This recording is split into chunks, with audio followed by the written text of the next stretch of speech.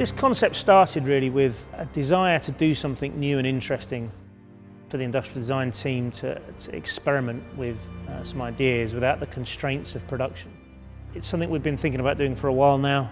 Obviously, Royal Enfield have recently invested a lot of money in our capability, both in Bruntingthorpe and in India. You know, we have a great brand heritage that goes all the way back to 1901.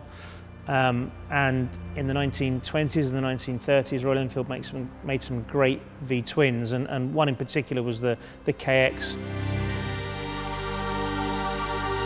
And that bike had a really great proportion and stance, and it's something we'd been looking at, you know, photos of them on the internet. We bought one for the UK Tech Centre as well as a reference model. And so the project started there really, you know, experimenting with those proportions and those shapes and those forms. And I think, you know, we've come up with a really great representation of that.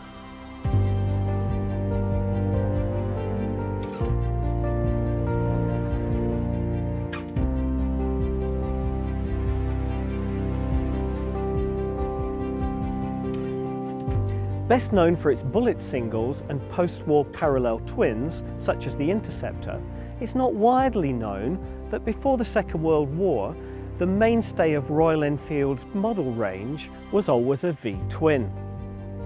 The first V-twin was introduced at the end of 1909 and featured a 2¼ horsepower Swiss-made motor Sacoche engine.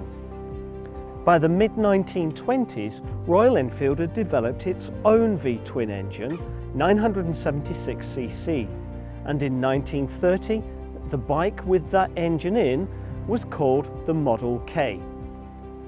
The KX soon followed.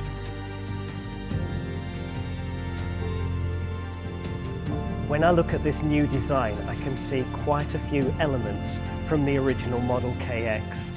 The stance, the proportions of it seem just right. Even the way that the sump is ahead of the cylinders, the line of the exhaust, the silencers that clearly reflect the Royal Enfield V-twins of the 1930s. Everything looks just right on it.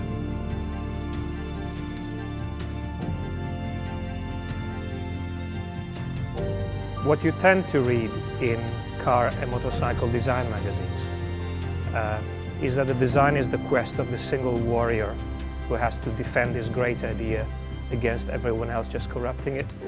But in truth, great design is always the result of a strong team coming together and having a conversation, asking themselves all the what-ifs that keep creative minds thinking.